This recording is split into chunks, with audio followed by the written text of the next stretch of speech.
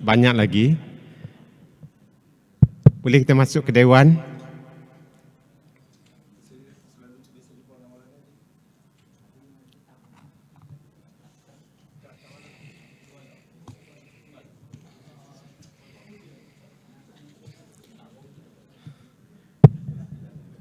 Boleh kita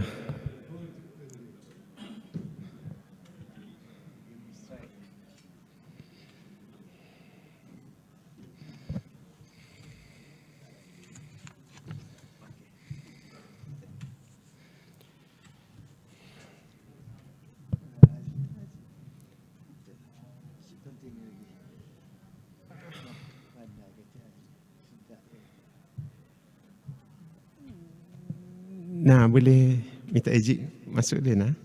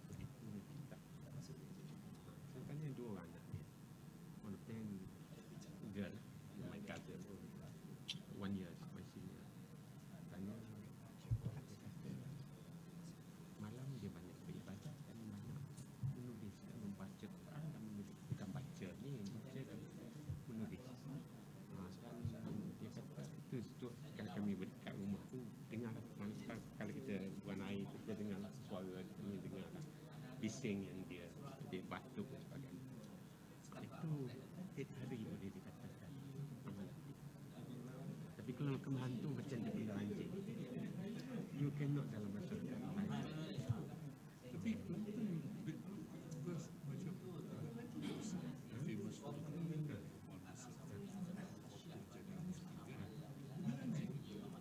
famous for the yang dipakai dalam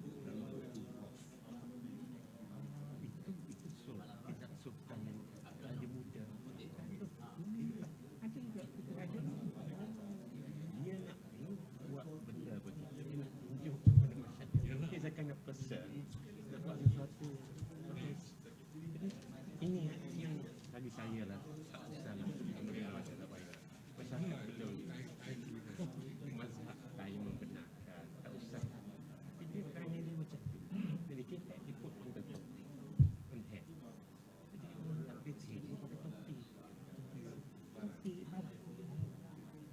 aku tak pakai tayak pun tak apa tapi personality dia begitu mencari kontroversial. Wah, semua main suka. Itu pandangan saya lah. Kekurangan dia. Semua lagi. Oh, tak ada lagi. Aku still cakap lagi. Highlight a few things to summarize here. Nak summarize. Ada lagi tak masuk poin-poin lain. Kita nak jumpa. Give me 15 minutes. Follow. Assalamualaikum warahmatullahi wabarakatuh. Oleh masa kita agak terhad. Sekarang ni kita bagi kepada Saudara Ni Aziz 15 minit untuk highlight sedikit, tak perlu bincang secara detail, highlight sumbangan beliau. Dan selepas itu kita minta Profesor Jomo, kerana beliau merupakan seorang peminat kepada almarhum Haji Nik Saleh, apa yang beliau tahu tentang kehebatan Haji Nik Saleh, kerana latar belakangnya berbeza.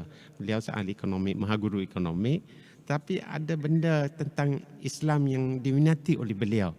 Padahal beliau tak mengenali Haji Nik Saleh, hanya beliau mengenali melalui sahabat-sahabatnya seperti Profesor Syed Husain Alatas dan beberapa orang sahabat lain, Syed Husain Ali, Dr. Profesor Dr. Syed Hussein Ali, dan ini yang kita akan beri 15 minit juga Profesor Jamu. Boleh Profesor Prof?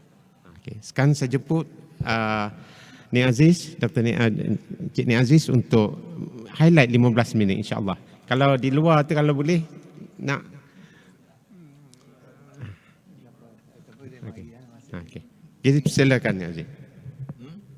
15 minit masa terhad.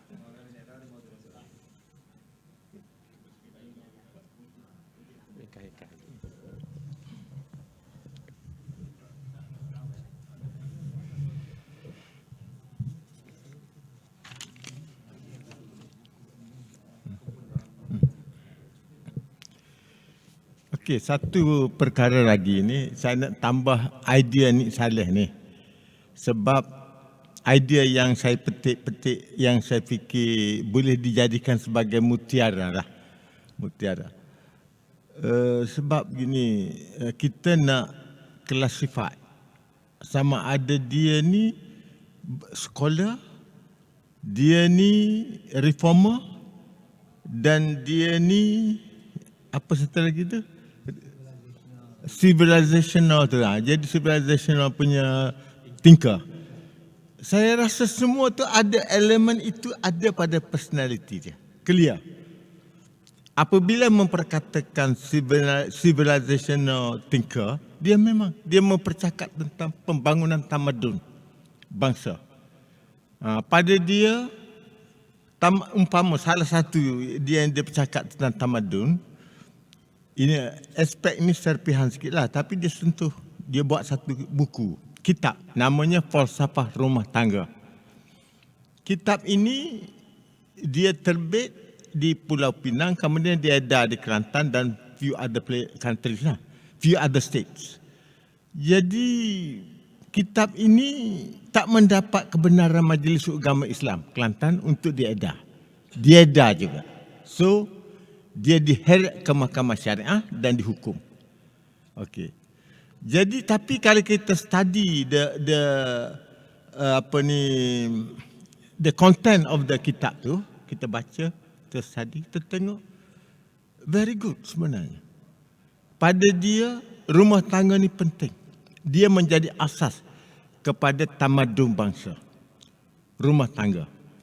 Memang sekolah, institusi luar negeri pun, institusi di luar rumah pun penting, equally penting. Tapi rumah tangga mengatasi. Sebab rumah tangga itulah kilang untuk melahirkan the new generation. Kilang yang asal, kilang yang awal untuk melahirkan the new generation. Jadi generasi baru yang kita akan bentuk hendaklah generasi yang mempunyai jiwa yang besar, pemikiran yang besar, pemikiran yang makna terbuka, thinking out of the box. Jadi untuk melahirkan minda-minda yang begitu di rumah tangga, dia kata sudah tentu kita perlu kepada pendidik besar rumah tangga, iaitu ibu. Ayah ni sibuk dengan pada masa dia, is a man society Kelantan dulu. Pada masa dia, 1930s, 1940s. Tak. Kalau ada orang perempuan pergi sekolah pun tak ramai. Kalau bekerja pun tak ramai. Nah, mostly lelaki lah. Jadi pada dia, ibu mesti tinggal di rumah tangga untuk membentuk rumah tangga. Bukan saja jaga hal makan minum. Not only that. More than that, mendidik anak-anak tu supaya terbuka, menjadi cerdik, suka kepada ilmu umpamanya, berakhlak tinggi. Jadi sudah tentu kaum ibu itu mesti di sekolah. Tak boleh ibu tu perempuan duduk di rumah. Perempuan mesti dihantar ke sekolah. Dedah kepada dunia. Jadi dia pada masa itu perempuan tak belajar sekolah. Saya punya kakak tinggi sikit lah umurnya, 2, 3, 4, 5 tahun ya tua pada saya. Dia sekolahnya very limited lah. Sekolah agama, begitulah. Maknanya itu kerana budaya negeri, begitu. Jadi bagi Haji Inilah, ini bahaya. Sebab mau tak mau, perempuan-perempuan ni akan menjadi isteri dan ibu. Dan dialah yang akan lead the family di rumah. Si ayah sibuk mencari makan, itu pendirian dia. Jadi sebab itu perempuan mesti digalakkan belajar dan kemudian balik mengurus rumah tangga dan mendidik anak bangsa, dan daripada situlah kalau tiap-tiap rumah tu mempunyai sistem yang begitu, teratur begitu, dengan pendidikannya begitu, sudah tentu the new generation will be different. Pendidikan di sekolah tidak begitu berkesan kalau banding dengan pendidikan di rumah. Sekolah pun penting, dia tak nafi itu. Jadi nak ceritanya, inilah asas kepada tamadun dalam Islam, dia kata. Itu kitab dianya. Tapi kitab dia itu dihalang untuk diedar kepada masyarakat di Kelantan. Jadi inilah yang menjadi sedih kita. Di irony apabila pihak authority kata dia menggalak pendidikan dia, and then on the other hand, kerana dia melibatkan Nik Saleh, seorang tokoh yang dianggap oleh majlis sebagai kontroversi, yang menentang majlis sepanjang masa, maka dia dihalang untuk mengedar buku itu. Sedangkan dalam masa yang sama, ada seorang ulama mengeluarkan kitab, namanya Haji Mokhtar, saya boleh sebut, daripada Pondok Bunuk Payung. Kitab dia diedar, boleh diedar tanpa tauliah. Dia pun kebetulan tak minta tauliah, kebenaran majlis untuk mengedar buku itu. Tapi dia boleh. Makna ada element of double standard. Ini majlis agama Islam. Ini pihak majlis ni the so-called agama. Yang kedua, pada Haji Niklah, penubuhan majlis itu adalah suatu yang menyedihkan. Tapi bagi penulis-penulis kita di Kelantan, penulis yang ada kemudian pun menganggap penubuhan majlis itu suatu kebanggaan. Dia bangga kerana majlis ini katanya derive daripada Tok Kenali dan Datuk Perdana Menteri yang membuat yang minta supaya ditubuhkan majlis. Sebab pada hakikat sebenar tidak. Penubuhan majlis ini, the behind story is the British. It is the British resident. After 1909, the Treaty of Bangkok meminta Datuk Perdana Menteri Kelantan supaya tubuh Majlis Agama Islam. Pasal apa? Kerana British tak mahu bertembung dengan soal agama. Dia tak mahu, dia nak mengelak daripada adanya sensitivity. Ya, bagi dia, as long as dia kekal memerintah di Kelantan, sebab dia nak Kelantan tu not more than, bukan material di Kelantan, tak ada. Biji timah tak banyak, itu tak banyak, makna tidak ada kekayaan pada masa itu. Sekarang kaya lah, pada masa itu. Jadi, dia nak Kelantan tu jadi buffer saja. Kelantan, Terengganu, Pahang tidak juga diambil, dia take over juga. Lipis tu Kedah, to be the buffer state. Buffer di antara dia dengan kuasa Siam. Dia tak mahu bertembung dengan kuasa Siam. Ini strategi penjajah. Kita tengok, jadi untuk mengelak dia bertembung direct dengan puak-puak agama ni, tubuh majlis. Uruslah majlis itu, dan di mana majlis itu dia bagi kuasa yang terbatas. Terbatas kepada soal-soal agama yang sempit, yang juz'i, seperti sekolah agama, seperti Baitul Mal, seperti zakat fitrah, seperti zakat, termasuk zakat fitrah, termasuk juga zakat fitrah. Jadi soal-soal yang tidak merupakan the core dalam masyarakat Kelantan. Yang the core, yang penting, yang besar dikuasai oleh State Secretariat, yang mana pada lahirnya nampak yang berkuasanya ialah Menteri Besar atau pada masa itu Perdana Menteri, istilahlah Perdana Menteri, kemudian jadi Menteri Besar, dan of course di bawah naungan raja, kononnya. Tapi pada realiti, de factonya, pada de jure begitulah. Pada de factonya yang berkuasa Residen. Nasihat Residen mesti diikut. Tak boleh tak diikut. Jadi penubuhan majlis bagi Haji Niklah is something to do with the process of de-Islamization. De-Islamisasi dia kata.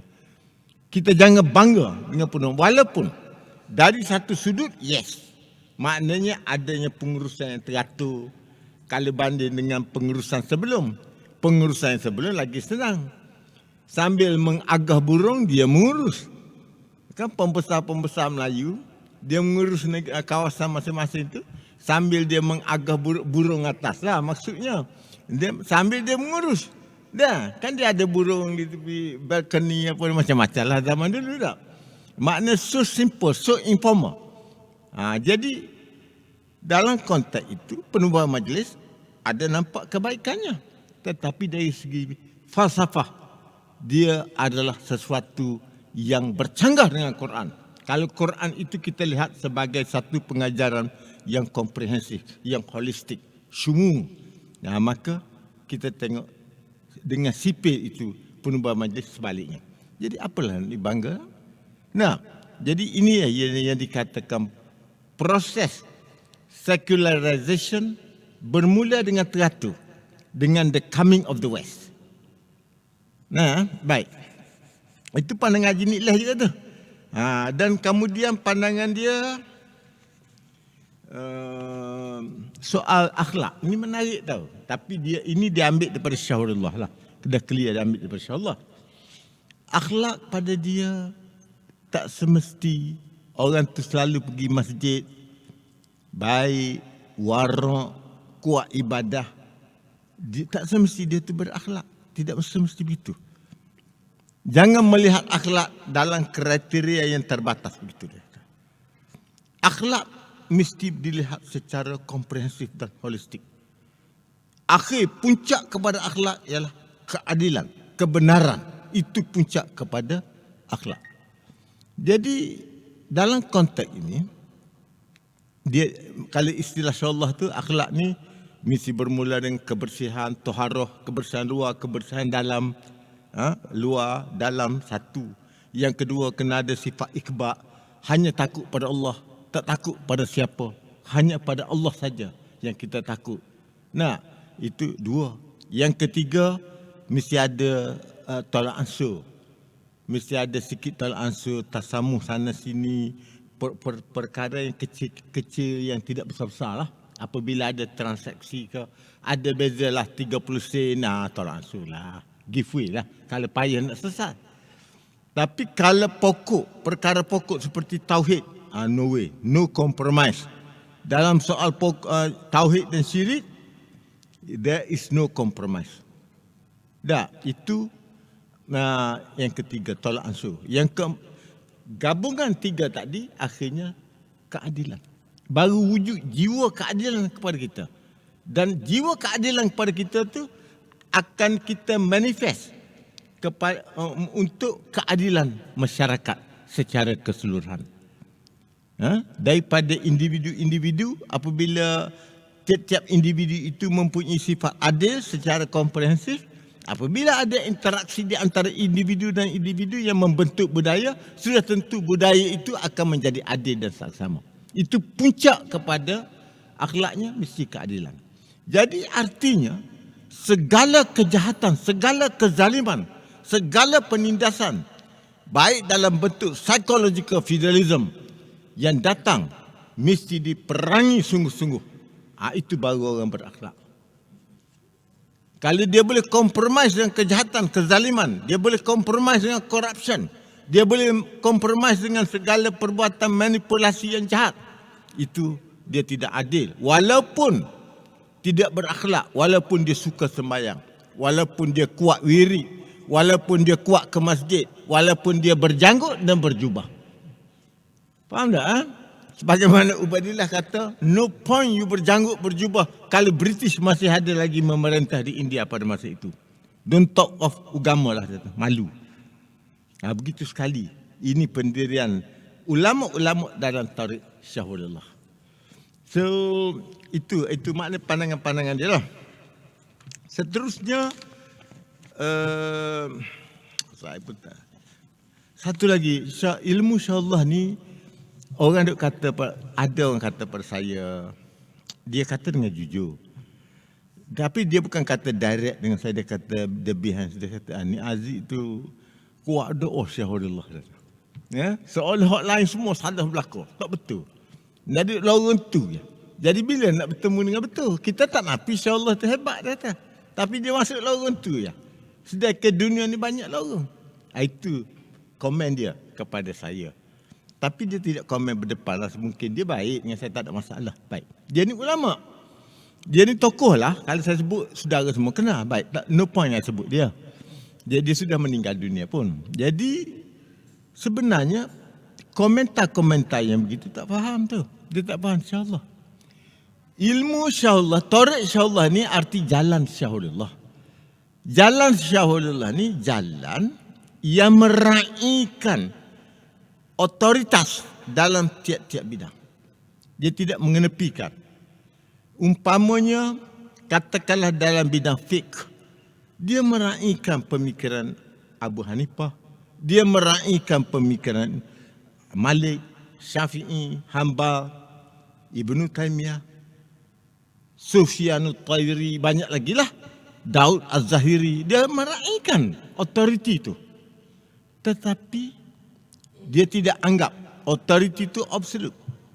Yang absolutnya tetap Quran dan hadis.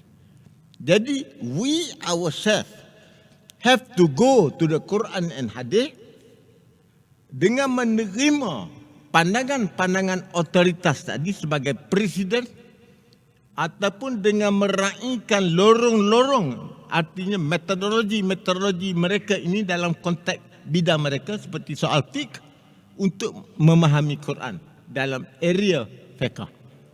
Jadi artinya kita yang mengaji ilmu insya-Allah tidak fanatik kepada satu lorong gitu. Kerana lorong itu kita diekspos, didedah kepada semua ajaran-ajaran otoritas sebelum. Itu maksud kena faham tak?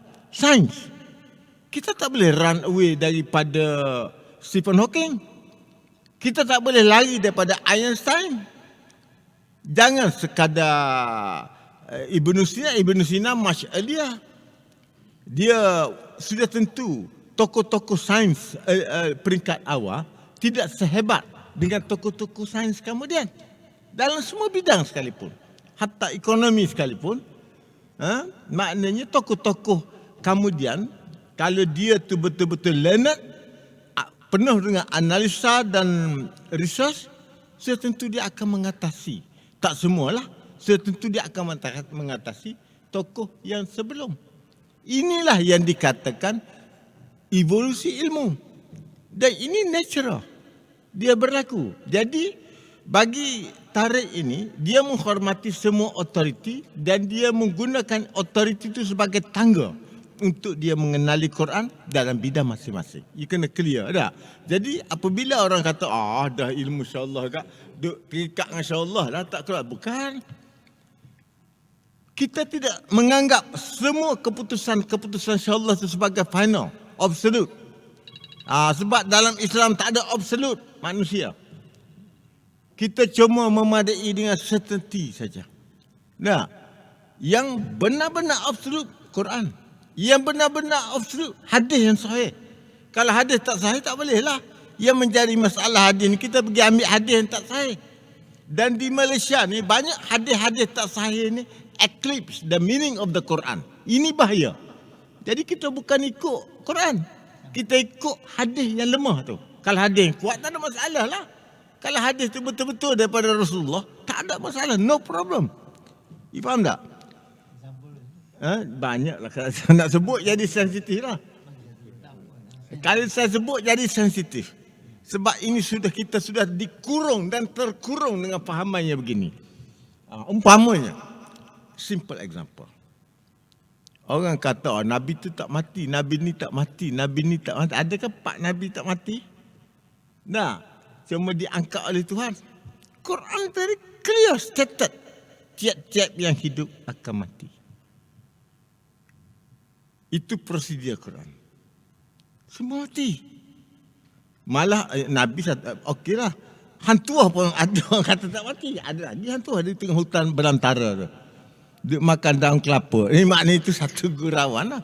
Jadi ini satu masalah orang kita. Nah ini yang dikata macam Imam Mahdi. Imam Mahdi akan turun, akan menjadi the savior of the world. Akan memerangi Dajjal, Isa, kebangkitan Isa, Amargadum. Akan bangkit untuk memerangi kejahatan. Macam mana orang mati nak bangkit ke alam syahadah? Tidak ke Tuhan kata, mu tak boleh balik dah ke dunia ni. Sebab di belakang mu tak ada dinding, barzah. Kan Quran kata tu. Tak boleh balik dah. Kan ada orang mengadu di sana, dia tengok neraka hari-hari, dia tak masuk neraka lagi. Ahli neraka ni. Dia tak masuk neraka lagi. Tapi dia dah tengok. Tengok tu sudah cukup, dah sakit dah. Merana dah. Kalau masuk lagi teruk lah. Maknanya sudah terbayang. Dia berada dalam dimensi lain. Alam kubur ni, alam dalam dimensi lain. The different dimension.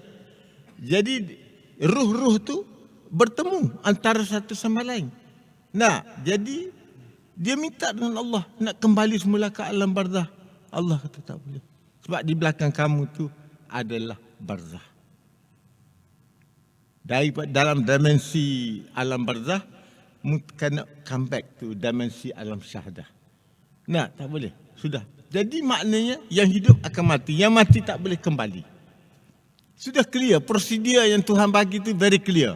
Tapi kita masih berpegang. Seluruh dunia. Dunia Islam. Kalau kita kata Imam Mahdi tak akan kembali, tak terima. Dan kalau kita tengok literature dalam soal Imam Mahdi ni, orang tokoh-tokoh besar banyak ada juga yang menolak kebangkitan Imam Mahdi. Umpamanya Ibn Taymiyah. Very clear. Dia tolak, tidak akan ada lagi Imam Mahdi dan kebangkitan Nabi Isa. Tak ada. Tapi ini sudah menjadi pegangan umum. Saya kadang-kadang berjaga-jaga. No point kita khilaf dalam soal itu. Ada orang tu sengketa macam Haji Ilyas, dia berani. Dia hadap juga. Haji Ilyas ni dia something sebenarnya. Dia hadapi juga. Apabila dia diheret ke mahkamah syariah atas buku falsafah rumah tangga, dia pakai topi pergi ke mahkamah syariah. Seorang ulama pakai topi. Dia mengajar agama simple. Kalau di rumah dia tu tak ada songkok, tak ada apa pun, dia pakai tu, of course tutup aurat lah, takkan nak teranya bogel. Dia pakai betul lah dan dia mengajar. Makna biasa lah. Tidak mencerminkan dia ulama mengikut istilah orang Melayu. Mengikut istilah Melayu, kalau ulama berjubah, berjanggut, dia tak ada semua tu. So yang penting bagi dia ilmu. Sampaikan ilmu, mesej ilmu. Jadi baik dah. Jadi nak ceritanya itu beberapa lagi pandangan-pandangan lain. Satu lagi. Bagi dia mau tak mau realiti dunia apabila bangkitnya konsep nation state bermula di barat kemudian merebak semua nation state. Jadi Islam sebagai satu empire macam Ottoman Empire atau macam Empire Umayyah Abbasiyah. Semua tu sudah tidak praktikal lagi sekarang. Manusia hidup within budaya masing-masing dan nasionalisme masing-masing. Kadang-kadang fahaman ini akan mengatasi agama, bahaya. Sebab itu maka we have to spread Islam within nation state tadi. Of course kita boleh cross juga negeri nak bawa Islam ke Cambodia, that's good. Tapi makna apabila kita nak memperkatakan Islam di Malaysia, biar dia confine kepada Islam di Malaysia. And then we get together lah dengan Muslim abroad. We get together dalam konteks bersama Islamic Commonwealth whatever lah. Tapi kita mesti emphasize Islam dalam negara bangsa. Dia lebih menepati kerana same culture, same apa. Tapi dengan jiwa Islam. Itu satu pandangan dia juga. Makna justru itu pandangan Syekh Muhammad Jamaluddin Al-Afghani tentang Islamisme itu pada dia less practical dalam konteks sekarang. We must be realistic dengan realiti dunia sekarang ini. Itu Haji ni dah punya pandangan juga. Banyak lagi lah. Kalau saya nak cakap itu pandangan-pandangan dia. Kalau kita nak masukkan dia sebagai thinker, civilizational thinker or scholar, saya rasa ada ketepatannya. Dia tidak sama dengan ulama yang ada. Dia bukan sekadar cakap fiqh, ini haram, ini halal, ini tidak. It's more than that. Dan dia bercakap politik pun terbuka. Dia boleh bertembung dengan satu lagi pada dia, kita dalam Islam ni kita kena sedia mengumpama sains. Kita kena terima. Walaupun kita pernah ekspor sains ke barat, kata. Ya, tokoh-tokoh seperti Ibn Sina, Ibn Khaldun kan sosiologis, Ibn Sina kan doktor, di samping dia seorang ahli falsafah, Ibn Rus seorang ahli falsafah, Ibn Tufa, banyak lagi lah tokoh Ibn yang zoologis tu, nama apa? Banyak lagi lah tokoh-tokoh. Ini yang mengasaskan sains, kemudian benda ni develop di barat. Oleh kerana barat menerima baton kemudian, kalau kita main lari bergila-gila, menerima baton kemudian dia kata, maka sudah tentu development di barat tu lebih pesat, lebih cepat, lebih baik daripada pengasas lebih awal. Tidak begitu? Itu natural. Itu fitrah yang kita tak boleh nafikan. Jadi dalam proses evolusi sains, barat mengatasi kita. Sebab kita tinggal. After 13th century, kita tinggalkan sains. Kita tumpu kepada bidang-bidang agama yang kita faham sekarang ini. Nah, kemudian baru kita adopt balik sains. Baik. Jadi dalam konteks itu, kita tak boleh ketepikan pemikiran barat. Kita kena ambil sebab sains ini penting. Mau tak mau sains itu penting. Kenapa Iran boleh lawan Amerika? Kita tak kata dia menang. Tapi dia boleh lawan. Pening kepala Trump. Pasal apa?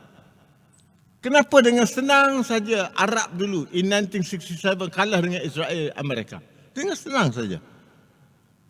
It's partly kerana sains dan teknologi. Barat dengan sains arrogansnya, dia boleh lawan, dia boleh mengalah, dia boleh menjahanamkan Arab dengan senang. Jadi kerana Iran menyediakan satu teknologi yang hebat, walaupun murah, tetapi dia bisa menghadapi Amerika. Dan Amerika pening kepada. Dah. Jadi ini pandangan Haji Saleh ni global, luas. Maknanya he's a thinker lah. Pada saya dia thinker, dia reformer, yes. Dalam soal fiqh pada dia, kita mesti create fiqh baru, fiqh modern. Fiqh ni is just by law. Nah, it's just by law, rule of law, by law. Dia mesti kita develop. Dan fiqh ini mesti kita kembangkan as time goes on. Artinya ulama-ulama mesti beristihad.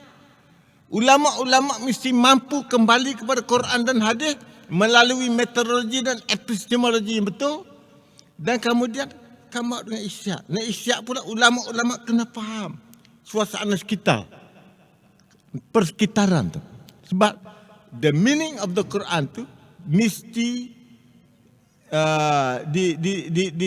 diletak atas atmosfer atau space dan time yang betul. Jadi baru fiqh tu akan menjadi problem solving. Baru fiqh tu akan menjadi relevant kepada perkembangan masa in all time and space.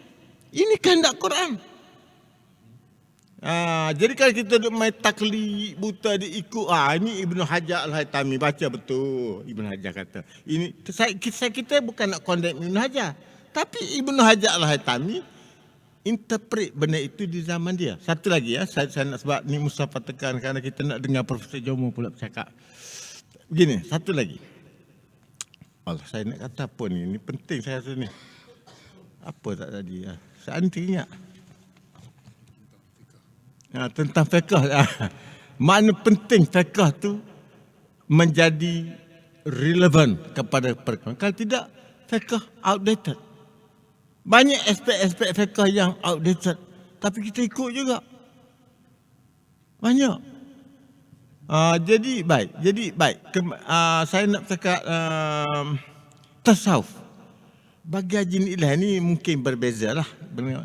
Bagi Haji Nilah, kita ni family tasawuf. Haji Nilah ni family tasawuf. Dia mewarisi tradisi Tarekat Ahmadiyah. Tuan Tabal pengasas Tarekat Ahmadiyah di Kelantan.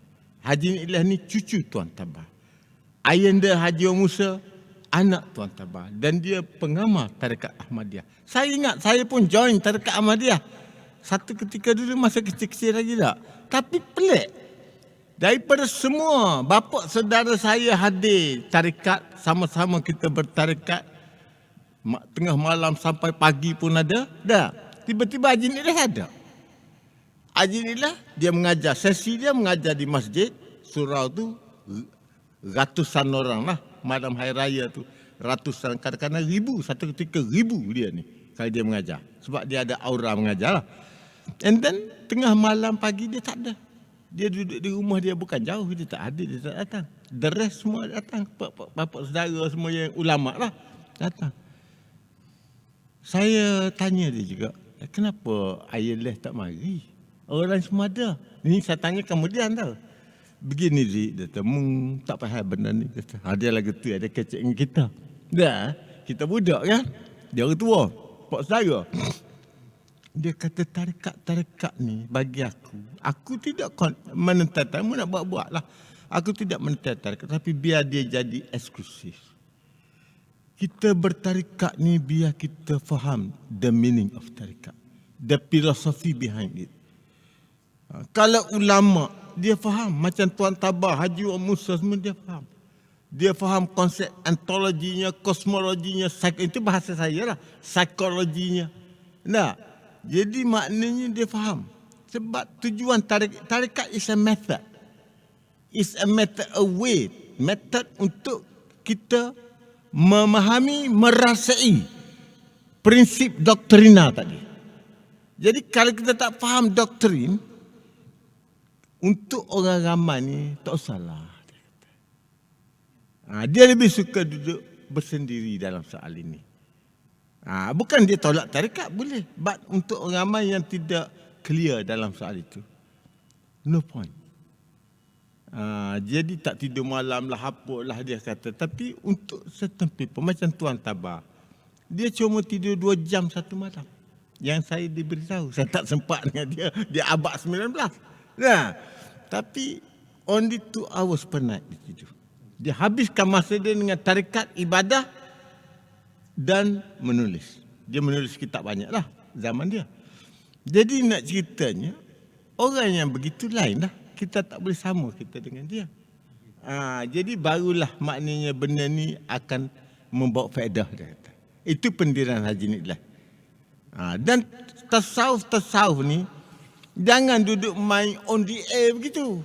Dia mesti ada application of tasawuf dalam kehidupan hari-hari. Tasawuf ni penting dia kata.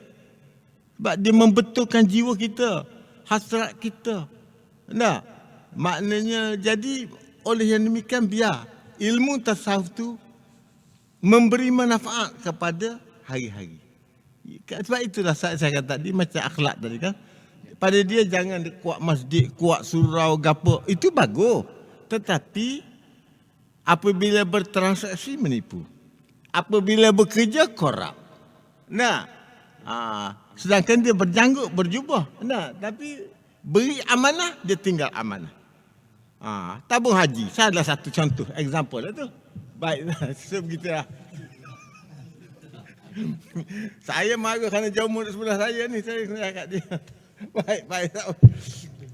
So ni Mustafa nak bagi pada Profesor Jomo. Okey, oleh kerana masa saya, sebab masa singkat dan pukul 1 kita terpaksa tamat program kita ni. Dengan segala hormatnya saya menjemput Profesor Jomo yang pernah berminat juga kepada Haji Nik Saleh untuk bersikitlah pandangan beliau.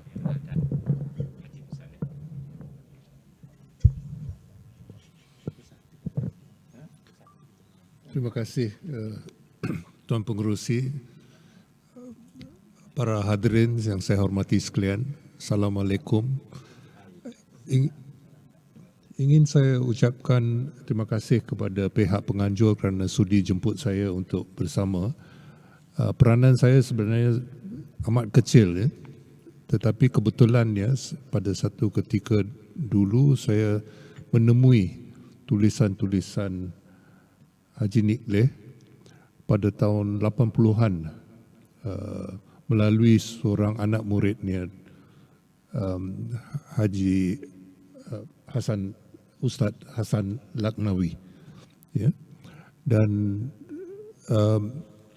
ingin saya mengambil kesempatan ini untuk membicarakan beberapa aspek sumbangan Haji Nikleh dalam konteks yang lebih besar, iaitu pemikiran Islam terhadap imperialisme. Saya rasa ini cukup relevan pada zaman ini. Kalau kita lihat pada tahun sebelum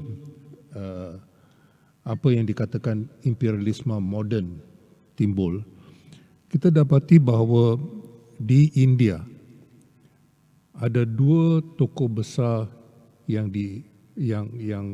cukup berpengaruh.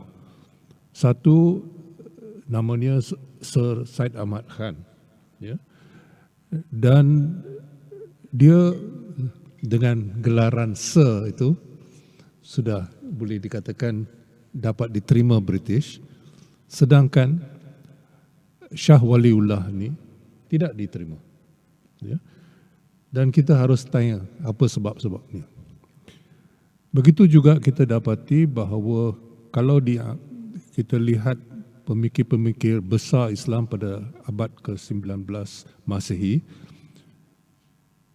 Muhammad Abduh penting, Syed Jamaluddin Al-Afghani itu penting. Walaupun namanya Al-Afghani, sebenarnya dia merantau, banyak berantau. Dan mungkin pan-Islamismenya berkait dengan kisah peribadinya, ya, sebagai seorang perantau. Maka kita harus ingat bahawa kalau kita bincang soal pemikir-pemikir anti-imperialisme moden, ya, sebab empire itu sudah wujud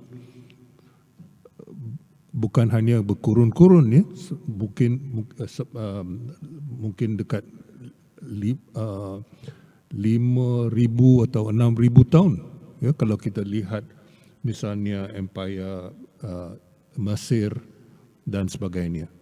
Tetapi yang penting ini, yang apa yang dikatakan imperialisme moden bertimbul boleh dikatakan pada pertengahan abad ke-19, dan antara pemikir yang mula mengkritiknya tidak lain daripada Syed Jamaluddin Al-Afghani, ya.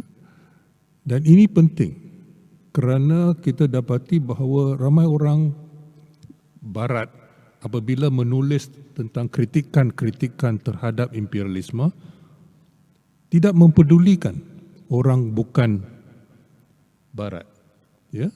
Tetapi bermula misalnya dengan John Hobson, dengan Vladimir Ilyich Lenin dan sebagainya.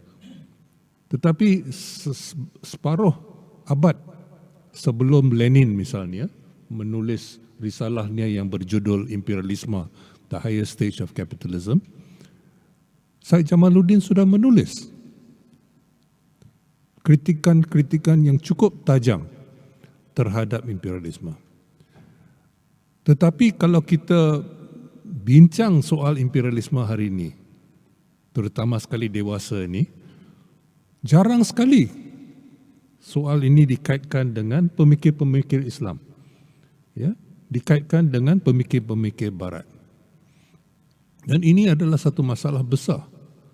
Begitu juga apabila kita membicarakan pemikiran Islam dari India misalnya, Syed Ahmad Khan itu lebih banyak disebut dan jarang sekali Shah Waliullah disebut.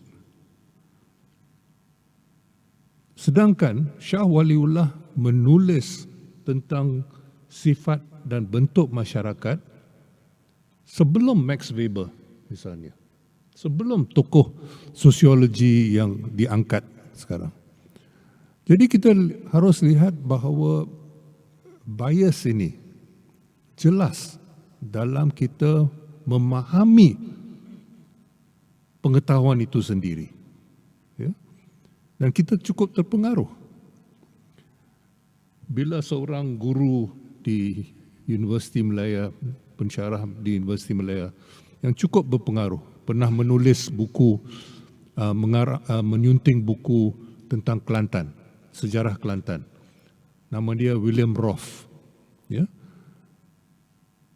Di muka depan buku itu ada gambar Mufti Kelantan, Wan Musa, dengan seekor anjing Dalmatian.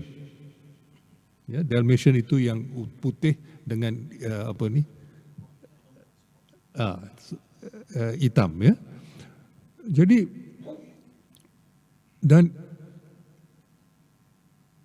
buku itu, buku Roth, buku satu lagi yang iaitu Origins of Malay Nationalism, sebenarnya apa yang dikatakan Malay Nationalism itu tidak tepat. Sebab satu arus yang dibicarakan Roth ialah arus yang dikatakan elit Melayu. Tapi elit Melayu pada waktu itu sebenarnya tidak mempunyai pemikiran Melayu yang lebih luas. Ya, mereka itu masih memikirkan negeri, apa yang kita anggap sebagai negeri. Misalnya ada Persatuan Melayu Selangor, Persatuan Melayu Johor dan sebagainya. Ya. Dan kalau kita lihat pemberontakan Pahang, ya, pemberontakan Pahang pada tahun 1895. Sekarang ada filem yang dinaikkan image Mat Kilau. Tapi siapa yang memimpin, ya, orang seperti Tok Bahaman dan sebagainya? Dan ini merupakan satu kerjasama antara golongan bangsawan ataupun pembesar Melayu di negeri Pahang yang cukup marah kerana pada waktu itu British telah jumpa dengan Sultan, ingin memperkuatkan kedudukan Sultan dan melemahkan kedudukan pembesar yang lain supaya mereka dapat memperalatkan Sultan untuk menguasai Pahang. Maka Tok Bahaman dan beberapa pembesar lain telah cuba menentang. Penentangan itu kurang berjaya dan akhirnya yang tidak ditangkap Mat Kilau yang telah melarikan dirinya ke Terengganu. Terengganu, Kelantan pada waktu itu di bawah Siam. Di bawah Siam. Siam itu sifatnya semacam empire juga, walaupun empire yang kecil. Dia orang Lao yang bertutur dalam bahasa Lao. Itu sebenarnya 2/3 ada di Thailand hari ini. Ya, yang di sebelah barat sungai. Itu semua ada di Thailand. Ya, akibat daripada empire itu. Jadi empire itu ke negeri-negeri yang sekarang dianggap negeri-negeri Melayu di selatan juga. Maka kita dapati bahawa kesan imperialisme itu, dalam kes ini Empire Siam dan Empire British dan Perancis yang membentukkan akhirnya negeri Thai, Muang Thai. Ya. Maka kita dapati bahawa kita kurang kenal sejarah kita sendiri dan bagaimana konteks pemikiran ini. Konteks pemikiran Islam yang timbul dan pentingnya ini. Maka kita dapati misalnya pada awal abad ke-20 Masehi, 3 empire telah runtuh. Satu, empire Rusia. Ya. Yang kedua, empire Katolik, Austro-Hungary. Yang ketiga, empire Osmania. Apakah kerana empire Osmania itu dijatuhkan untuk membebaskan orang-orang muslimin yang lain, seperti terutama sekali orang Arab? Itu gambaran yang diberi. Syarif Hussein diberitahu bahawa ini akan membebaskan orang Arab daripada kuasa Osmania. Apa yang telah berlaku? Ya, orang seperti Lawrence dan sebagainya digalakkan, dan akhirnya negeri Arab itu, sekarang ada berapa negeri Arab, ya? Dekat 15 kalau tak silap saya. Ya. Dan siapa yang berani untuk lawan? Ya, yang berani sekali di negeri-negeri Arab, Yaman, negeri Arab yang termiskin. Ya. Dan menteri Saudi yang berani untuk lawan kuasa kuasa barat yang menguasai minyak pada awal tahun 70-an dulu, Syekh Zaki Yamani, yang dibesarkan di Terengganu. Ya. Dan maka kita dapati di sini bahawa konteks itu mempengaruhi tindakan-tindakan apa yang dilakukan oleh ramai individu-individu. Maka kalau kita ingin melihat apa yang berlaku di apa yang dibawa oleh Tuan Haji Nick Leh, pentingnya dia telah membawa pemikiran tentang agama, ini kurang dibicarakan tadi oleh Nik Aziz, termasuk perbincangan tentang masyarakat. Masyarakat yang cukup original dan mendalam, yang tidak terdapat. Misalnya soal perhubungan antara kaum. Ya, itu sudah dibicarakan Haji Nik Leh sebelum 13 Mei. Ya. Di Kelantan, minoriti yang bukan orang Kelantan itu tak ramai kalau dibanding dengan negeri-negeri lain. Tapi Haji Nik Leh sudah memikirkan soal-soal itu. Tapi bukan hanya setakat itu saja. Banyak sekali lagi. Banyak sekali yang dibicarakannya. Maka apabila kita ingin mengambil dan menyanjung tokoh Islam, kita harus ingat bahawa sebenarnya ya, ada pemikir-pemikir yang original yang telah membawa tradisi-tradisi yang dipinggirkan sebelum ini, termasuk aliran pemikiran yang dibawa oleh Shah Waliullah. Dan itulah sebabnya saya menganggap bahawa walaupun secara peribadi dan dari segi sejarah mungkin sukar kita kaitkan misalnya anti-imperialisme Syed Jamaluddin dengan pemikiran Shah Waliullah misalnya. Tetapi bagi saya ini semua dibawa Haji Nik Leh.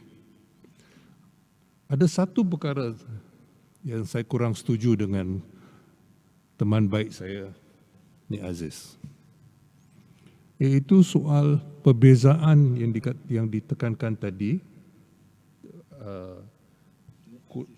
ceramah ni ya,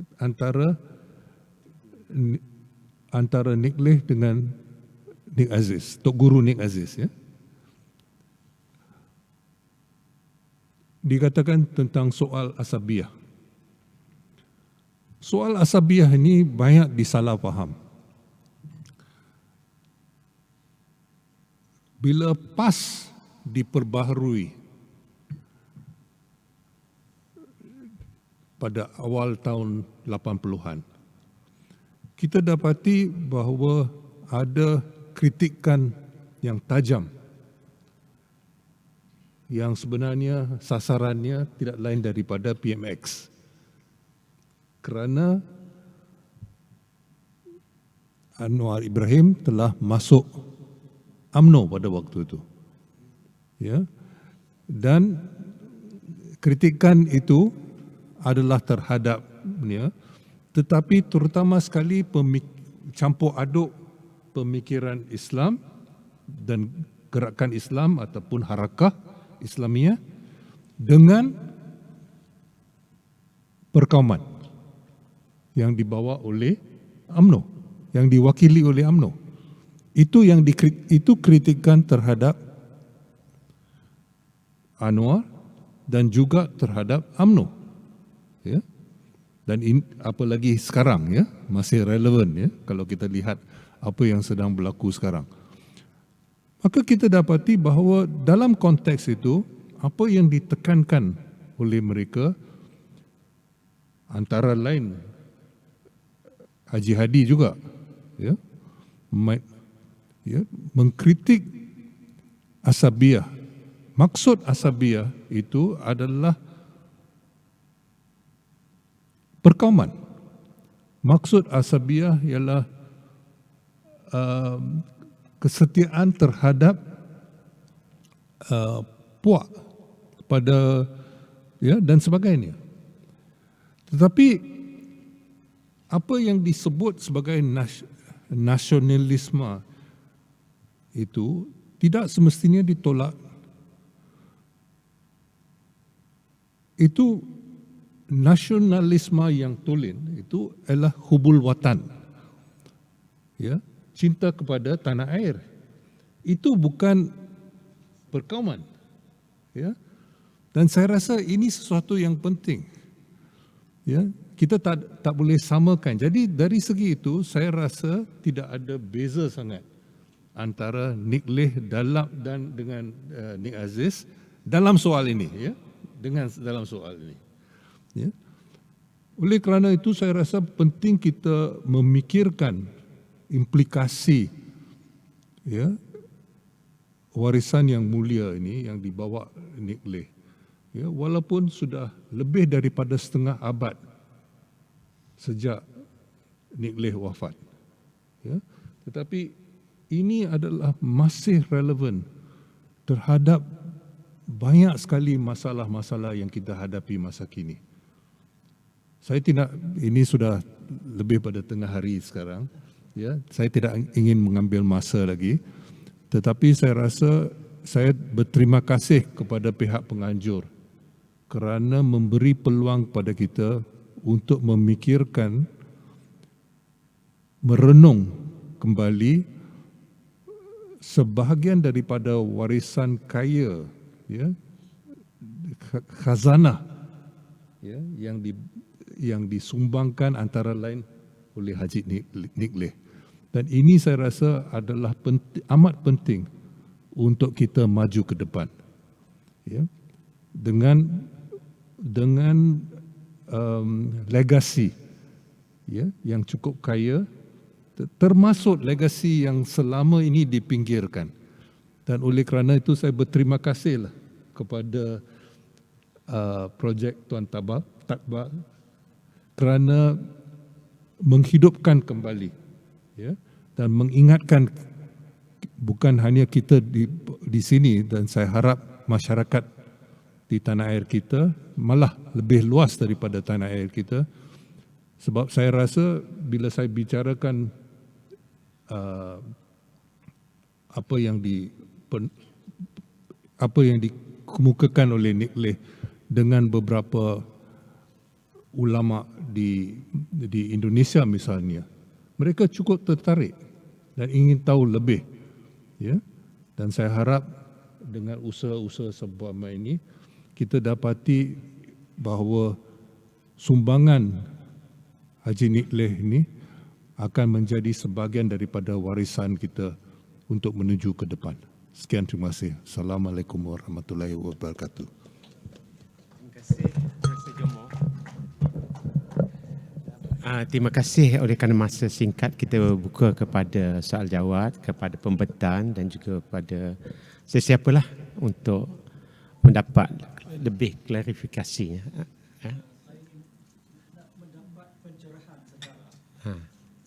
Kisah atas pertama penangkapan dan penghinaan terhadap jenazah Tuan Datuk Janggo. Pada masa imperialisme ada, dan pada masa itu juga Mufti Tuan Musa ialah mufti pada masa itu. Apa peranan Majlis Agama Islam dan Haji Musa terhadap penghinaan dan penggantungan Tuan Sabah pada masa itu? Tuk Janggut, Tuk Janggut. Ya, sila ni Aziz. Ya, okey. Memanglah peristiwa Tuk Janggut menyedihkan lah. It happened in 1915 lah. Dia di Kampung Saring, Pasir Putih. Dia bangkit menentang British. Dalam zaman di mana orang Melayu semua lena. Ulama-ulama pun lena. Pertama penubuhan Majlis Agama Islam, ulama lena. Terima. Itu idea British. Bukan idea Datuk Perdana. Bukan idea Tok Kenali. Cuma British mengguna saluran Datuk Perdana. Datuk Perdana mengguna saluran Tok Kenali. Dan kita anggap ini sebagai proses Islamisasi yang hebat. Ini, you baca tulisan-tulisan sejarah. Tulisan-tulisan tokoh-tokoh sejarah Kelantan. Memuji Tok Kenali, memuji Datuk Perdana kerana buat majlis. Contoh. Jadi ulama-ulama pun terima, suka majlis besar. Macam institusi kan. Sebelum pada itu surah. Okay. Tok Janggut. Dia dibunuh. Kemudian diheret, dibawa dengan kereta lembu. Daripada Pasir Putih, Kampung Saring ke Padang Beng, Kota Baru. Padang Beng, Padang Merdeka sekarang lah. Padang Merdeka digantung tinggi di bendera, terdekat bendera sekarang tu. Digantung tinggi jenazahnya. Kaki di atas, kepala di bawah. Apabila berbau busuk yang kuat sangat mengganggu masyarakat Kota Baru sekitar, maka jenazahnya, mayatnya dibawa ke seberang Pasir Pekan. Masa tu Pasir Pekan seberang tu hutan rimba lah pada masa tu. Very backward lah. Dibawa melalui sungai tu, dikebumi di sana. Dan lebih sedih lagi, kuburnya yang ada sekarang tu berada di bawah dapur sebuah rumah. Orang Melayu tak sedar itu kubur Tok Janggut. Ini amat menyedihkan. Seorang pembela, seorang perwira yang berjuang bermati-matian seperti Mak Kilau, seperti Tok Bahaman, seperti Tok Naning dan ramai lagi lah yang lain. Berjuang menentang British. Cuba nak halau British. Dan ulama-ulama senyap 1000 bahasa termasuk Haji Wan Musa. Dia seorang mufti. Haji Wan Musa dalam satu hal kita tabiklah dengan apabila dia bertemu dengan Sultan Muhammad IV tu dia berani menyatakan kebenaran. Tapi dalam soal Tok Janggut dia tidak berani menyuara terhadap kuasa Inggeris. Dalam soal itu betapa mayat dihina. Dan mayat itu bukan mayat sebarang mayat. Mayat seorang perwira, seorang pahlawan yang membela Melayu. Tak mahu dicukai, tak mahu diceroboh masuk oleh kuasa British. Kalau kita dengar betul-betul sedih. Sayang ni sepatut Allahyarham P. Ramlee buat filem Tok Janggut. Baru berkesan. Dah betul. Orang macam P. Ramlee kalau dia buat filem menyentuh tahu. Dia pandai bermain emosi tu. Ini penting dia tahu. Saya bukan bergurau tu. Ini penting. Tapi kenapa tidak ada catatan sejarah langsung? Ini patut ditulis. Dan sedihnya lagi, Datuk Janggut dianggap sebagai penderhaka. It is people like Profesor Khoo Kay Kim dan lain-lain penulis sejarah nasionalisme Melayu ni yang bangkit mengatakan Datuk Janggut ialah pembela. Kalau tidak, dia jadi penderhaka. Dia dituhmah sebagai penderhaka.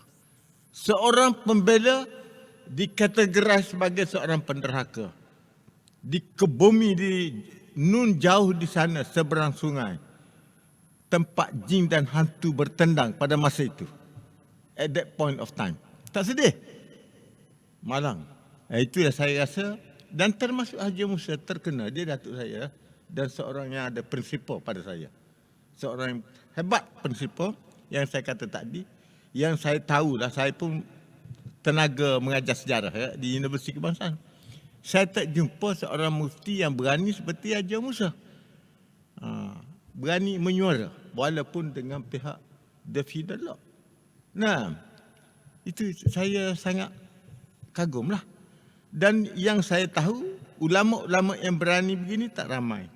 Di Melaka, Hadi Yusuf. Itu hebat. Dalam sejarah Melaka dulu lah. Melaka zaman Melaka, keagungan Melaka dulu. Dan ada beberapa yang lain lagi yang berani. Tapi umumnya tak berani. Apabila berhadapan dengan Davidullah dan juga berhadapan dengan British. Dan Haji Musa kecundang dalam saat ini. Maaflah, sedih. Tak sepatut begitu. Okey. Terima kasih. Ada lagi soalan-soalan daripada peserta-peserta sekalian? Pencerahan ataupun penjelasan? Ya, Ustaz Wan Ji. Ya.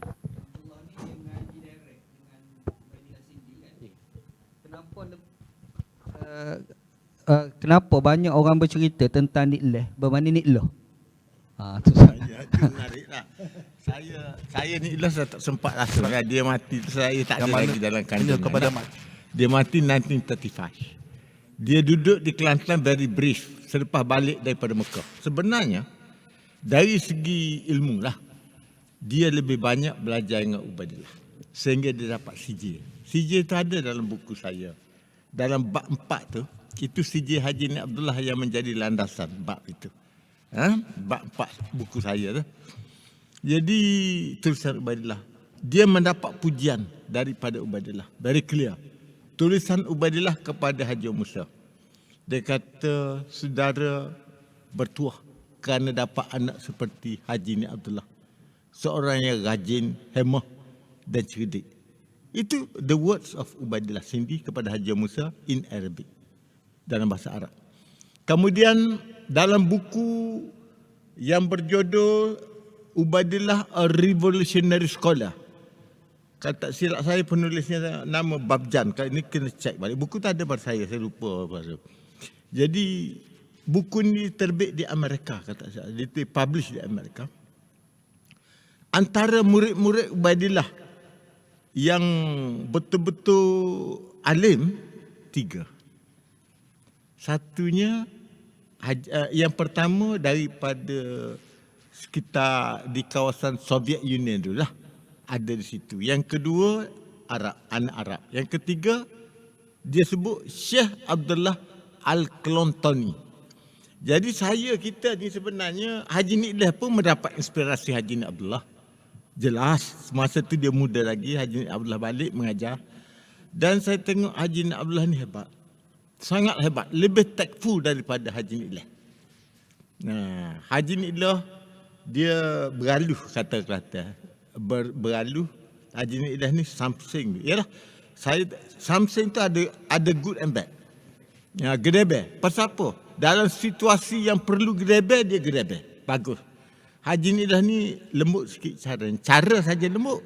Kalau tengok tulisan-tulisan dia keras. Dia dikehendaki menjadi mufti. Dan dia tolak jawatan mufti straight. Dan dia kata pada ayahandanya dalam surat, demi Allah, ayahanda, anak-anak tidak berminat untuk menjadi mufti. Anak-anak nak balik ke Kelantan untuk menegakkan kalamullah di muka bumi. Kalamullah di muka bumi. Dia kata begitu. Jadi dia nak mengajar lah balik. Jadi baik. Dia lebih thankful, pertama dia balik dengan buku-buku yang banyak dengan berhasrat nak buat kutub khanah. Masa tu bulan mana puasa. ada kutub khanah, Kelantan ni tak ada. Nak buat kutub khanah, buku-buku agama. Memang banyak. Kutub khanah tak ada, sebahagiannya di rumah saya tu banyak. Yang kedua, dia nak buat madrasah al-islah dengan tujuan untuk membuat universiti islah. Penting masyarakat Melayu ni diislahkan, direformasikan. Penting. Tak? Itu Haji Niklah. Itu hasrat dia. Cita-cita dia. Ada peranan. Yang ketiga, oleh kerana Kelantan kosong lagi dengan pemikiran reformasi ni, kecuali Haji Musa sebelum adalah elements of reformation. Jadi dia dengan sebagai student Ubaidillah ni ada cuba nak membentuk beberapa kader-kader yang boleh memahami Tauhid insya-Allah dan memahami ilmu Quran secara mufrad. Itu dia create 10 orang. Dan 10 di antara 10 tu ada ulama-ulama yang seperti Haji As'ad Kangkung, Haji As'ad bin Haji Daud tu sudah menjadi ulama. And then Haji Nikmat Jembar, Haji Nikmat Alim, ayahanda kepada Tok Guru Ni Aziz. Ayahanda Tok Guru Ni Aziz ni begitu sayang Haji Niklah. Saya jumpa dengan ayahanda Tok Guru Ni Aziz masa saya buat buku pertama tu, saya pergi jumpa dengan dia atas nasihat ayahanda saya. Dia sebut, Allah, ni anak siapa dia kata. Kata anak Haji Ni Aziz, dia tak berapa ingat.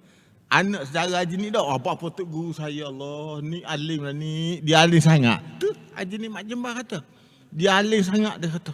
Ayah Tok Guru Ni Aziz dia ni. Nah, jadi dia kata dia alim sangat, Allah, Tok Guru saya kata. Dan memang Haji Ni Abdullah pun nak membentuk juga Haji Nikmat Jembar ni supaya jadi alim. Dan sebab itulah Nikmat Jembar ni menghantar Ni Aziz ke India instead of ke Mekah. Kerana nasihat Haji Niklah. Nasihat. Tetapi Tok Guru Ni Aziz bila pergi ke India, dia belajar di Darul Ulum Deoban sampai ke Daurah Tafsir. Kemudian dia pergi buat master sarjana di Azhar. Anda tahu kan? Jadi dia tidak sama lah, sebab Haji Niklah ni after completing Daurah Tafsir di Darul Ulum Deoban, dia sambung di Baitul Hikmah, rumah falsafah di Jamiah Miliyah. Baitul Hikmah selepas kematian Ubaidillah tak ada lagi. Jamiah Miliyah ni ditubuhkan di atas, Baitul Hikmah ni ditubuhkan di Jamiah Miliyah under Dr. Zaki Hussein. Pada masa itu dia menjadi rektor. Dia bagi portion of Jamiah Miliyah bangunan tu untuk Ubaidillah tubuh Baitul Hikmah. Dan Ubaidillah eksperimen 10 student ni tahu. 5 daripada Arabic stream, 5 daripada English stream. Dan dia buat conclusion rupanya yang English stream ni lebih cepat menangkap daripada yang Arabic. Yang Arabic termasuk Haji Niklah lah. Yang English stream termasuk Profesor Jalbani. Jalbani yang membuat buku The Teaching of Syahulullah.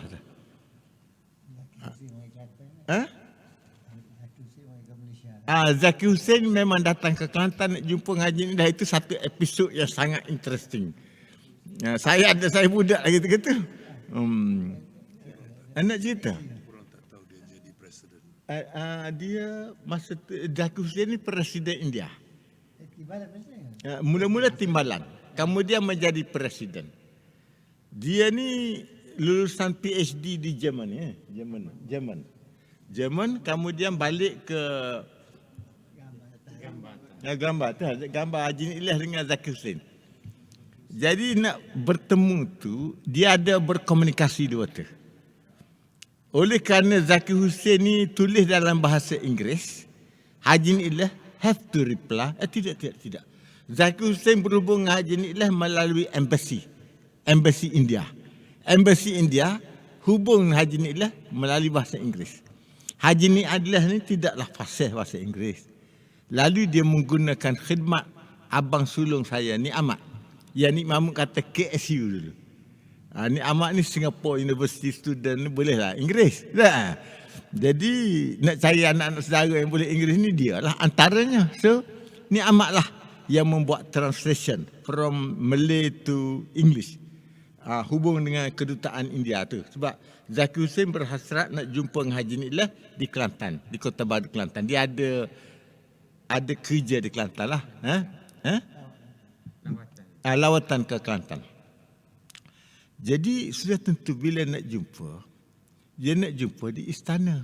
Bukan, Zakir Hussain tak sebut. Zakir Hussain sedia, makna pergi ke rumah. Zakir Hussain ni is a very simple man lah. Very humble, simple. Masa dia aturkan, kan kita ni penuh dengan protokol. Kelantan penuh dengan protokol, mana-mana pun dia tak melahirin protokol. Raja mesti ke depan lah, itu mesti dah. Tak boleh lah. Orang mah bawa, atau pembesar bawa sikit, belakang sikit. Jadi Zakir Hussain bila dia pergi takkan nak duduk di belakang sekali dengan pembesar. Dia mesti sama dengan raja. Yalah, raja tu dia, masa tu dia presiden, raja ya just ketua negeri. Dia negara besar tak. Jadi kursi tu mesti ada par lah, dia dengan raja. Baik. Jadi dia bergantung di mana arrangement untuk nak jumpa dengan Nik Leh. Dia pun tahu Nik Leh ni kalau boleh tak boleh nak pergi istana. Nik Leh tak say. Nik Leh ni rapat. Sebenarnya Sultan Ibrahim ni sangat kasih akan Haji Nik Leh. Saya tahu. Saya kecil lagi. Saya duduk bermain di pekarangan tu terlanya bulat lah kita masa tu. Budak. Yang bermain air hujan ke apa, lalu Sultan Ibrahim dengan kereta Hillman.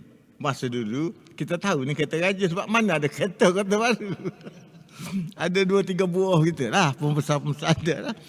Ni Sultan, kita tahu ini, imagine ada budak pun, ni Sultan ni, rambut putih, dia orang lawa. Sultan Ibrahim ni memang hebat lah. Dari segi personality tu berdiri apa dah. Jadi, siapa dia dengan ADC. Dia panggil, dia tak ada orang. Ada rumah kebetulan, kawasan rumah tu besar, tak ada orang. Kebetulan. Sebab hujan lah. Baru berhenti hujan, dia panggil, budak, mari sini. Dia panggil, saya pergilah. Kita pergi budak-budak, mari dekat kereta dia, dia kata, mu panggil salah. Mu panggil Haji Nik Leh. Mu panggil Haji Nik Leh. Saya bekerja masuk rumah Haji Nik Leh. Rumah saya berbeza dengan rumah Haji Nik Leh. Tapi saya bekerja dekatlah. Sekejap, Haji Nik Leh turun cakap dengan Sultan. Dia berdiri, Sultan duduk. Jadi tetapi rapat sekali dia dengan Sultan Ibrahim, tetapi dia tidak selalu mengadap lah. Apabila dipanggil dia mengadap lah. Kalau tak dipanggil dia tak pergi. Ini nature dia. Jadi dia tak. Jadi maknanya dia tak, itu personality dia. Jadi bila berhubung dengan Zakir Hussain dari dindong, dia punya kefahaman pertemuan itu di rumah dia. Sudah tentu Wisma Putra halang, mana boleh. Sebab rumah dia ni takut security, ni presiden ni. Anything happen to the president, siapa bertanggungjawab? Kerajaan lah.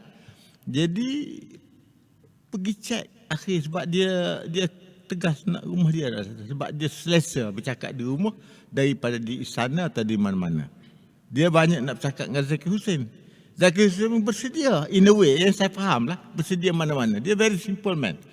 Yang bila dia letak protokol kan, dia depan sekali dengan raja tu, dia tarik kursi dia bersama dengan ramai. Orang macam ni dia peka. Dia peka dengan kesamaan tu. Jadi lain. Kita jauh daripada peka kita. Kita jauh daripada peka. Sama lah. Kita mendukung constitutional monarchy. Itu tak ada timbul. Jangan khilaf soal itu. Kita mendukung perlembagaan kita. Tak ada khilaf. Tetapi kata Haji Nik Leh, biarlah constitutional monarchy itu penuh integriti. Itu Haji Nik Leh. Kena ada integriti. Kalau tak ada integriti, manusia. We are human being. Ini nak cakap. Itu Haji Nik Leh punya pendirian tu. We are human being. Whoever pun manusia tetap manusia. Baik, kembali. Akhirnya halangan daripada kedutaan ke Wisma Putra, Datuk Asri terpaksa beritahu pada Haji Nik Leh tak boleh, Nik Haji. Datuk Asri kata Nik Haji tak boleh. Nik Haji kena pergi menghadap juga di istana. Haji Nik Leh berat nak pergi ke istana, dia samping pun tak ada. Dia tak ada samping ni. Jadi mak saya ni paksa kena cari samping Abi. Inilah anak saudara dia. Kebetulan antara anak saudara yang ada samping ni Nik Leh.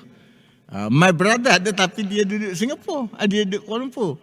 Jadi nak ceritanya, dia terpaksa pakai samping juga. Then how to go? Dia nak pergi dengan taksi roda 3 dia tu. Banyak pelajar-pelajar dia ni driver taksi, taksi roda 3. So terpaksa panggil Pak Wei lah. Pak Wei taksi roda 3 untuk bawa dia ke sana dengan samping. Of course bukan samping dia kan.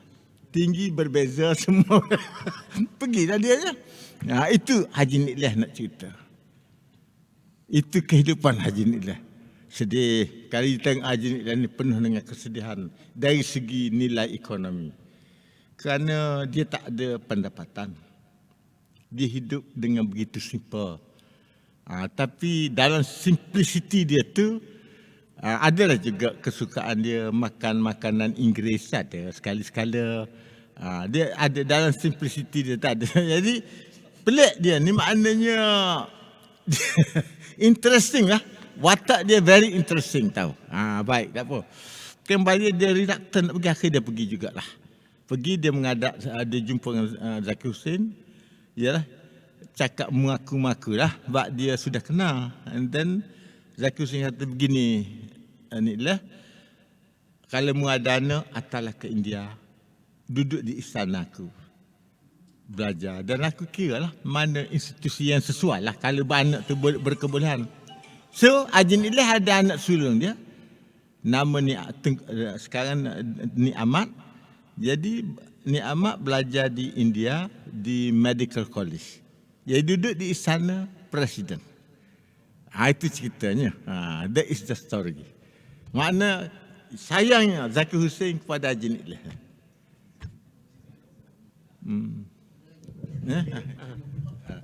Kembali Haji Niklah tadi, pada saya Haji Niklah ni susah bagi ulama nak kritik.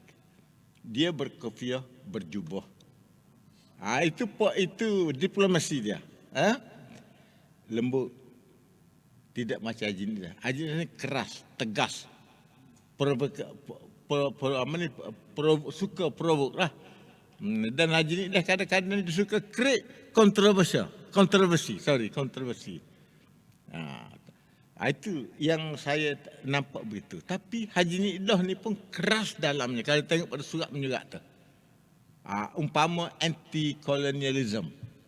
Itu kuat dalam tulisan-tulisan dia. Apabila dia tulis surat kepada Haji Musa. Anti-colonialism apa ni. So begitulah cerita. Surat menyurat itu sudah dibukukan. Ada yang Profesor Dr. Nik Zainal telah usahakan. Ada lagi.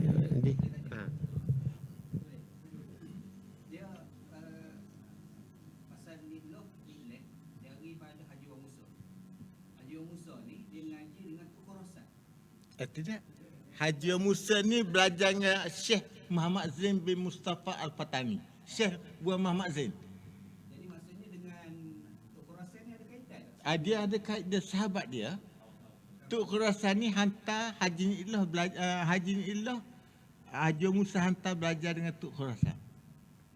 Sebab Tok Khurasan ni mengajar ilmu hadis, ilmu falsafah, ilmu mantik, kena betul lah, dan ilmu fiqh Hanafi. Jadi Haji Musa ni nak suruh Haji Niklah ni luas horizon. Begini nak cerita. Ilmu hadis ni di Kelantan pada masa itu tak ada diajar. You tahulah, you pun daripada pondok ada, tak ada diajar di Kelantan. Kalau ada pun sekadar untuk dapat berkat lah. Faham tak? Makna bukan ilmu, untuk mendapat berkat. It is Tok Khurasan yang mula mengajar ilmu hadis di Kelantan. Daripada Tok Khurasan lah maka macam Haji Ahmad Mahir apa tu belajar hadis. Begitu juga Haji Niklah. Itu ceritanya. Jadi Serami Mekah ni sebenarnya lemah. Serami Mekah kalau kita nilai evaluate dari segi ilmu agama tidak mendalam sebenarnya. Jangan silap faham. Kecuali bila balik Tariq Insya-Allah ni baru nampak mendalam. Maaf, saya bukan kerana dia keluarga, tapi saya banyak juga. Saya dulu pergi tidur di pondok Tok Kenali, surat Tok Kenali dengan Haji Mak Tok Bakar tu. Almost every pondok di Kelantan saya pergi. Saya ziarah, saya jumpa dengan ulama-ulama. Cuma yang tempat you belajar di pondok apa Lubuk Tapah tu, masa tu belum ada lagi. Ada tapi tidak popular. Okay. Pondok Lebaran ni tu saya pergi tu. Pasir Mas kan? Lebaran ni banyak tak dah. Jadi saya pergi, bukan saja pergi tu, saya ziarah, saya tidur, saya bincang dengan ulama dia. Begitu cerita dah. Dia tokoh reformis daripada negeri lain berbeza daripada tokoh reformis datang daripada Kelantan. Sebab lazim sangat. Contoh saya pernah bersembang dengan Datuk Wan Muhammad Sheikh Aziz. Bekas Hakim kan? Okey tak? Hakim kan? Kita bersembang dengan dia lah. Jakim. Hakim kan? Sebab dia Kedah. Jadi ada tak tokoh-tokoh reformis datang daripada Kedah, pengaruh daripada India? Tak ada. Sebab kalau Kelantan lazim sangat India. Interesting. Ini saya cuba buat perbandingan tahu. Kalau di West Coast banyak persamaan dengan Indonesia, Sumatera. Kalau kita baca William Arrow yang Profesor Jomo sebut tadi, The Origins of the Malay Nationalism, satu bab on kaum muda kaum tua. Dah, Syekh Haji Abbas Taha, Syekh Salim Syekh Al-Hadi, Haji Abdullah Pakhim, semua nah. These are ulama scholars di pantai barat tanah Melayu yang terpengaruh kepada Abduh, Syekh Haji Abbas Taha Singapura, kepada Abduh dan Jamaluddin Al-Afghani. Demikian juga buku ulama-ulama di Indonesia yang dikatakan kaum muda. Ini cuba baca tulisan Profesor Diliano, The Modernist Muslim Movement in Indonesia. Ulama-ulama kaum muda di Indonesia terpengaruh kepada Jamaluddin Al-Afghani, Muhammad Abduh dan Sahibul Mana Rashid Ridha. Tetapi di Kelantan menariknya, ada elemen Abduh peringkat awal. Daripada Abduh dia pergi mendalami jalan Syah Waliullah Adihlawi. Dan perbandingan antara Waliullah Adihlawi dengan Abduh banyak perbezaannya. Interesting. Walaupun both are reformist. Kedua-dua itu menyeru supaya kita kembali pada Quran dan hadis dan mengamalkan ijtihad dalam bidang fiqh. Tetapi Waliullah ni in terms of philosophy, in terms of tasawuf, nampak sangat depthness saja. Mana he himself claim kan dia ni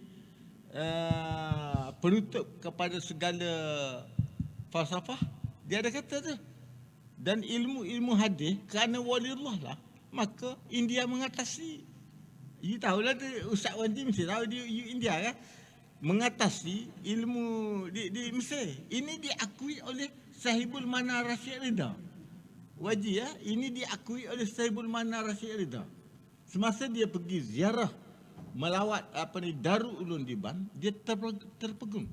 Dia pergi tu semasa Anwar Shah menjadi rektor, menjadi Syekhul Hind di Darul Ulum Diban. Dia terpesona dengan ilmu hadis di India. Mendalam dia kata. Kalau banding dengan di Mesir. Dia kata begitu. Dan Haji Ni'lah pun after completing study dengan Ubaidillah kata, mu dah mau pergi ke Mesir. Aku nak suruh pergi ke Mesir juga. Dia nak test dah. Bersama dah faham ke tidak ilmu aku. Dia pergi ke Mesir, bertemu dengan Rashid Ridha. Ada, bertemu dengan Rashid Ridha. Dan Rashid Ridha kata, kalau mu ada hak ni dah tak usah balik lah. Kata. Tak ada sini lah kata. Sungguh tu. Ikan dia kata. Kelatan boleh lah. Tak payah dia Kelatan. Tak payah Kelatan, kena kacak Kelatan lah. Okey, ada lagi kita nak bagi peluang yang lain. Ada lagi soalan sebelum, sebab kita pun masa singkat. Boleh kita bagi 5 minit. Bila kita kaji tentang Haji Ni'lah kan, maka tengok guru dia Ubaidillah Sindi, mana Ubaidillah Sindi. Lepas tu dan mana Ubaidillah Sindi ni disepakati oleh ulama sana ni, dia merupakan syarih terbesar bagi falsafah Waliullah. Yes. Kan?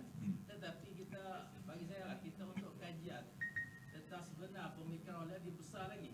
Mungkin ada setengah-setengah Waliullah punya falsafah diambil oleh Ubaidillah Sindi dan ikutlah, biasalah mungkin ijtihad dia sendiri. Juga sampai pada Haji Ni'lah, ada setengah-setengah macam ijtihad dia berbeza. Sebab tu dia berbeza dengan Haji Ni'lah, dengan Ni'lah, pendekatan dia berbeza. Jadi untuk lebih, kita kata lebih mendalam lagi, kita kita kena pergi selami falsafah waliullah itu sendiri. Kita ambil sumber yang asal. Bukan kita faham, saya rasa lah, bukan kita faham waliullah ni melalui syarih dia. Sebab syarih mungkin dia ada pendapat dia sendiri. Hasil pemahaman dia dengan waliullah. Jadi kita nak selamat, kita ambil sebab waliullah dia tinggi umum, universal. Kan? Dan dia kata ilmu dia akan digunakan untuk sahabat ni, dan dia adalah pelengkap kepada menjadi al-Sani Sarhindi. Kan? Seperti buka jalan. Zaman Akbar, Raja Akbar yang tu kan. Jadi dia akan ada pelengkap pada tu. Jadi kita nak lebih selamat supaya pemikiran falsafah waliullah kita buat murni, kita akan pergi pada sumber yang asal. Kemudian ada banyak benda tu banyak dikaji oleh ahli ulama lah, sama ada di Pakistan, di India, sehingga ada tempat dia semua tu buat akademi Shah Waliullah Academy, sama ada di Hyderabad di Pakistan, di Delhi di India, dan sepatutnya di Malaysia pun ada akademi Shah Waliullah sendiri.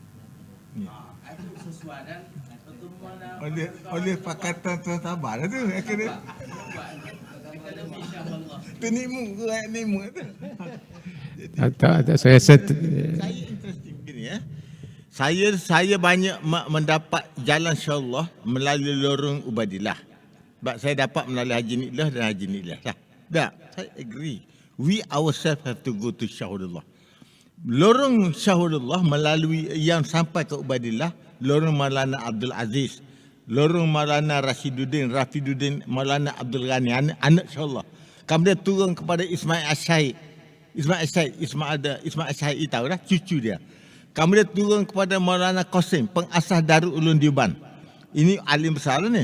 Kemudian turun kepada Mahmadul Hasan, Syekhul Hind. Syekhul Hindi tak?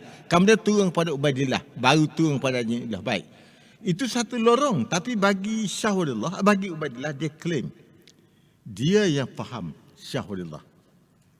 Dia kata Syekh Anwar Shah, Syekhul Hindi Darul Ulum Dewan tu banyak mengkabuti fahaman Hujjatullah ul Balighah. Dia kata, dia claim. Jadi saya rasa we must be open in this. We ourselves have to go to Syahudullah. Sebab dia 52 kitab dia ada yang kita boleh tahu semua tu. Baik dalam bidang tasawuf, bidang fiqh, bidang usul fiqh, semua ada. Falsafah banyak.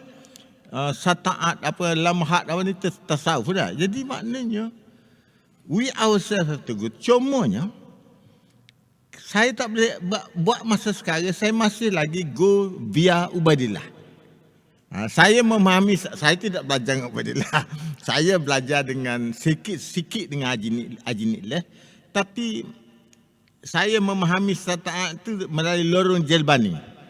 Kalau Jalbani, lorong Ubaidillah lah. Tak begitu? Lorong Ubaidillah. Jadi Haji Niklah saya belajar sikit. Sebab dia tak mahu mengajar sangat tasawuf dengan saya. Saya budak lagi masa tu. Kita tahu tasawuf ni mesti letter part lah. Dia tak boleh peringkat awal dah. Jadi saya rasa saya faham sata'at, saya rasa. Tetapi in actual Allahu'alam bisawab lah. Jadi melalui Jermani saya boleh faham lah sata'at. Itu andaian saya. Dah. Tapi we ourselves kena betul-betul faham maksud Syahudullah.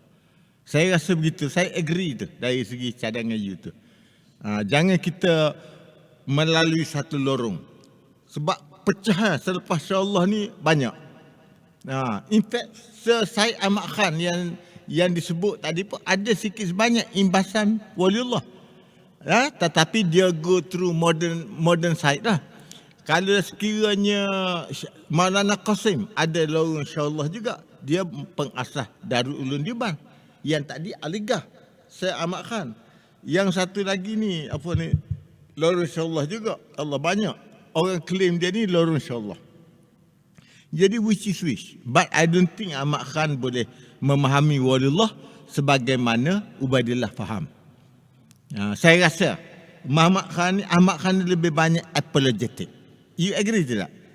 Apologetic kalau tengok pada Aligah lah.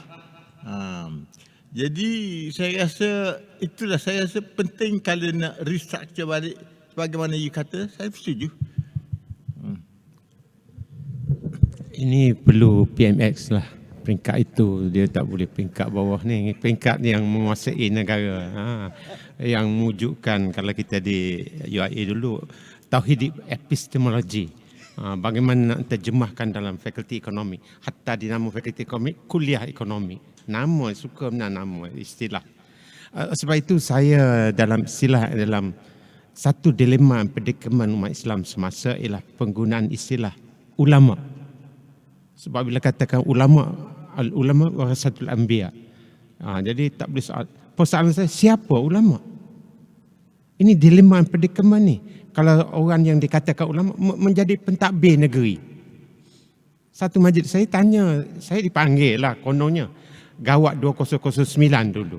Krisis ekonomi. Jadi panggil saya dalam pertemuan yang besar.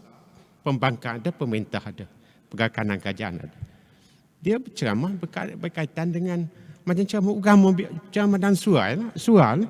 Ini pemerintah. Jadi saya bangun, saya tanya, di mana gawatnya di Kelantan sekarang ni? Tak boleh jawab. Saya kata ini pemerintah lain, ceramah di surat tu lain. Tu orang tua untuk ayat mak saya begitu boleh lah. Haji ni lah pun mengajar mak saya. Setakat mana dia boleh mengajar mak saya sebab mak saya adik dia. Jadi nak ceritanya, siapa ulama ni? Ini persoalan yang perlu diselesaikan. Saya rasa kalau tidak, nak wujudkan institusi itu, kita pun bercerita ini memerlukan PMX lah. Kalau tidak, saya rasa tak mungkin boleh berlaku. Yang ini sesiapa yang duduk di peringkat itulah. Kalau kita dulu begitu melawan reformasi dululah. Tahun 70-an lagi. Saya terlibat dulu 70-an lagi di Amerika dulu. Mewujudkan Malaysian Islamic Study Group dengan kehebatan bercakap kita. Tetapi kita kecundang dengan apa yang berlaku kerana arus kebenaran begitu kuat. Jadi untuk konklusi, kalau tidak ada soalan lain sebab waktu tidak mengizinkan kita meneruskan, iaitu last question. Boleh? Ada soalan akhir? Kalau tidak ada, saya nak menggulung apa yang kita dapat daripada pemikiran Haji Nik Muhammad Saleh. Pertamanya, kekuatan sebenar beliau ialah memberi metodologi dan epistemologi memahami Al-Quran. Ini mengguna Al-Quran dalam konteks aplikasi kehidupan kita semasa. Kami sebagai pelajar, sebagai orang belajar ekonomi, dimensi ekonomi sangat penting dalam pembinaan sebuah peradaban. Tidak begitu? Tapi apabila mempelajari ekonomi, kita pergi kepada hukum fiqh.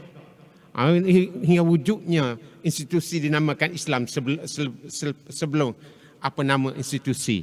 Tapi institusi itu tidak membawa kepada rahmatan lil alamin. Dan menggunakan istilah-istilah. Betul tak betul kalau saya tanya, apa dia maksud, apa dia riba? Takkanlah riba an-nasi'ah, riba al-fa' memadai.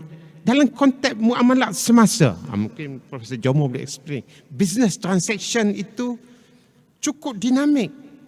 Perhubungan antarabangsanya, dia badan korporatnya. Jadi pengisahan riba, yang diharamkan ialah riba. What is the essence pengharaman riba? Apa yang menyebab riba diharamkan oleh? Kezaliman. Apa yang dimaksud kezaliman dalam transaksi perniagaan sekarang ini? Ini ulama semasa. Patut membuat, dia tak faham bisnes transaksi, muamalat, bagaimana dia nak keluarkan pandangan dia. Ini bahayanya. Sebab itu roh dan semangat Al-Quran. Tadi hukum fiqh mesti Al-Quran itu menjadi Al-Furqan kepada, ini yang saya yang sedikit sebanyak faham, ini bahaya. Jadi kita mudah nak, jadi sebab itu penubuhan-penubuhan tidak mempunyai impak yang sebenarnya. Nama saya, kita seronok nama Islam. Sampai rumah Islam lah, baju Islam lah, kereta Islam lah.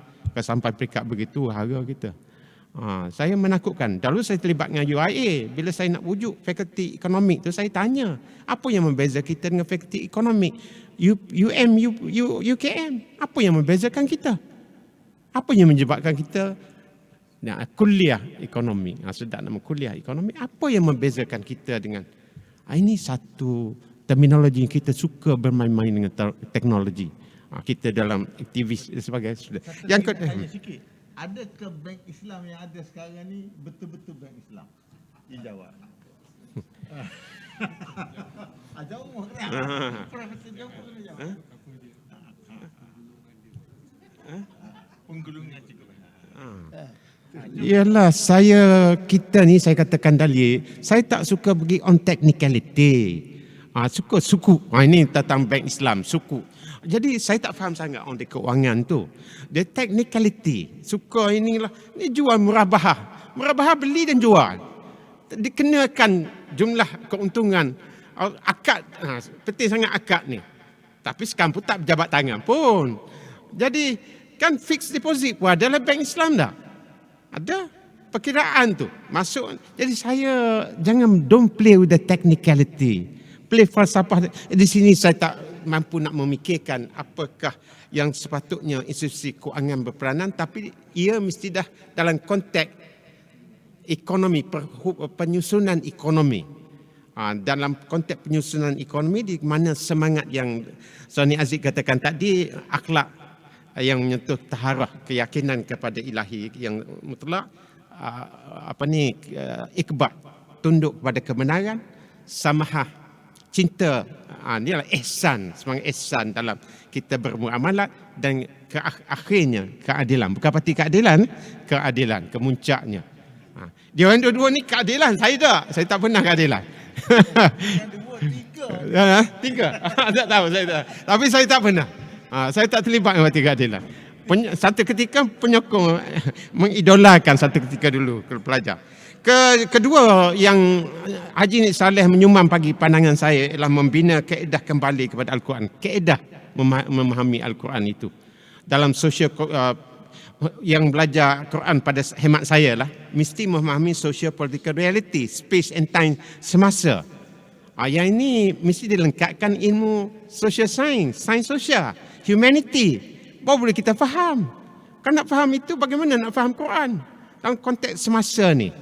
Bagi saya lah, pandangan saya. Dan ketiga, Islam bukan sekadar ibadah, ini kita tahulah, tetapi paradigma lengkap untuk politik ekonomi. Bukan parti Islam. Bahaya nama-nama Islam ni, sebab kalau dia tak menepati kehendak Islam, bagaimana orang bukan Islam melihat Islam? Bukan melihat pada parti itu, pada Islam. Ini bahayanya. Ini tidak begitu. Ini bahaya prefix Islam tu diguna pakai kepada saya, pandangan saya. Kalau saya sekarang, saya mansuhkan nama Islam kepada mana? Seperti Mahathir satu ketika. Bukan saya sokong Mahathir. Satu ketika nak. Sebab ini menyelip, orang awam akan diselewengkan dengan menggunakan istilah-istilah itu. Bahaya. Hanya semangat Islam itu mesti dilaksana, diterapkan kepada mana-mana organisasi. Dan termasuk ini lengkap untuk politik, ekonomi, pendidikan, masyarakat dan pembinaan negara. Ini dan pendidikan saya tak tahulah bagaimana pandangan Islam dan selepas itu ilmu-ilmu profesional. Ilmu-ilmu yang membolehkan kita melaksanakan pemerintahan masyarakat. Saya sempat sikit duduk dalam badan korporat, saya nampak bagaimana mengendalikan organisasi korporat. Ini lebih praktikal. Kita ini bercakap di awang-awangan saja. Tapi dalam melaksanakan peraturan, ini operator. Ini nak profesional seperti accountant, seperti orang pakar dalam keuangan. Nak melabur duit macam tabur haji, nak letak di mana duit itu? Mengapa pengurusi tabur haji yang sebagai yang tak tahu menahu tentang itu boleh menjadi pengurusi? Jadi bagaimana nak melabur, dia lebih kurang 90 lebih bilion. 90 lebih bilion. Di mana nak melabur duit itu? Bukan mudah. To bring higher return kepada tabur haji. Jadi kalau letak orang yang tak sesuai dan karakternya sebegitu, hancur umat Islam. Dan begitu juga ilmu ekonomi. Kalau kita tengok, seperti saya katakan tadi, yang ke akhir sekali mampu mencabar paradigma barat, model barat seperti kapitalisme dan komunisme dengan kerangka Al-Quran. Sikit saya belajar Prof. Betulkan sebab dia maha guru. Saya ni cikgu saja. Ya, bila kita belajar sedikit Wealth of Nation dan juga Das Kapital. Kita tengok Wealth of Nation pertama, istilah takrif manusia, an economic man. Itu permulaan pada masalah dah. Man is a very materialistic. Man is individualistic in nature. Man is selfish by nature. Sebab itulah Smith memberi rasionalnya. Setiap kita akan berlomba-lomba untuk berusaha. Ini ada kebaikannya, bekerja kuat. Tapi untuk mengumpul harta untuk kepentingan kita dan mematikan kompetitor kita. Ini yang berlaku sekarang hingga wujudnya. Sekelumit kecil menguasai ekonomi. Ini tidak akan menimbulkan ketidakstabilan kepada ekonomi. Dan bagaimana nak bercakap sustainability, penerusan kejayaan itu. Jadi inilah permulaan. Komunisme pula bercanggah dengan nilai kemanusiaan. Bahkan kapitalisme tadi tidak memahami sifat manusia. Man is not only an individual being, man is also a social being. We need each other by nature. That's the law of human, the law of fitrah. Dinil fitrah. Permulaan pada itu timbul kepecangan kepada sistem perekonomian. Tambah lagi yang nak memanipulasikan, lahirnya korupsi, lahirnya bagaimana pemerintah dipengaruhi oleh golongan-golongan yang. Jadi inilah saya rasa Haji Nik Saleh dengan semangat keadilan kepada social justice yang hendak dikemukakan, ini perlu diberi perhatian. Kalau tidak kita membicarakan perkara-perkara yang ranting-ranting. Jadi dan juga tadi Profesor Jomo ada menyebut tentang anjing. Di depan itu saya ingat saya boleh lihat gambar tu mungkin yang itu di mana Sultan Ibrahim bersama dengan Haji Wan Musa, ini tentang kes tentang jilatan anjing. Sebab Haji ini adalah telah meninggal awal dan ayahandanya mengambil langkah tentang perdebatan jilatan anjing yang dianjurkan oleh Sultan Ibrahim. Pada waktu itu mungkin Nik Aziz boleh menjelaskan lebih lagi. Apa yang saya faham, ada anjing yang berkala putih dengan hitam tu depan rumah, ada Haji Abbas Taha, Ketua Kadi Singapura dengan Dr. Burhanuddin Al-Hilmi. Di belakang tu gambar yang saya ingat saya itu tentang kes jilatan anjing di mana dikemukakan satu kaedah bertalfiq dalam bertakhlid. Tidak begitu. Makna kaedah yang agak sangat hangatlah, boleh dihangatkan kerana kita ni bertakhlid kepada Imam Syafi'i. Bahkan kalau faham saya lah, adakah kita sampai ke memahami kitab-kitab Al-Syafi'i itu? Al-Risalah. Adakah kita sampai ke situ? Kita hanya membaca siapa-siapa yang menulis tentang, dan adakah kita faham betul? Dan Syafi'i menulis pada waktu itu. Tidak ada Syafi'i ada menyatakan, kalau kamu menemui sesuatu yang lebih baik pada aku, kamu tinggalkan. Jadi inilah space and time main peranan yang penting dalam kita. Apatah lagi ini tentang hukum. Ini melihat kita satu bahaya, satu istilah yang saya katakan ulama ini, sebab orang awam ni mudah dengan penampilan nampak ulama. Ini yang cukup membahaya. Oleh itu, memahami kembali pada Quran yang dianjurkan oleh Haji Nik Muhammad Saleh ini, bagi saya cukup relevan, bukan masa kini tapi masa seterusnya. Dengan itu saya mengucapkan banyak terima kasih, terutamanya kepada penganjur kerana dapat menganjur seminar ke apa kita panggil muzakarah pada pagi ini. Dan insya-Allah manfaatnya kepada kita seterusnya, idea-idea yang bernas ini dapat dijadikan dibawa ke tengah. Dan insya-Allah kalau kita fikir dulu, ialah dengan orang yang gairah dengan agama, mudah kita nak masukkan pandangan-pandangan idea-idea yang Islam ini. Tapi insya-Allah kita harap mungkin kepimpinan yang baru di negara kita ini mudah menerima. Kalau tidak, kita akan ke belakang bukan ke hadapan. Wassalamualaikum warahmatullahi wabarakatuh.